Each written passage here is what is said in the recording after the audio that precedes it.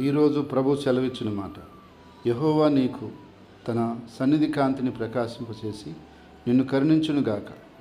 ప్రియ సహోదరి సహోదరులారా, దేవుడు ఈరోజు సెలవిస్తున్నాడు. దేవుడు తన యొక్క సన్నిధి కాంతిని ప్రకాశింపచేసి మిమ్మల్ని కరుణిస్తాడు అంటున్నాడు.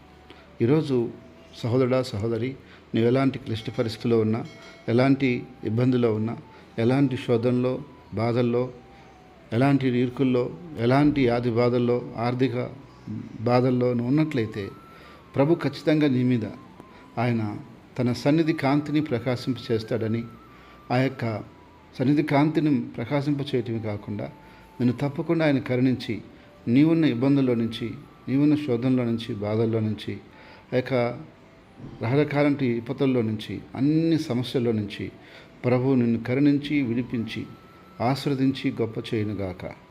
ఆమేన్.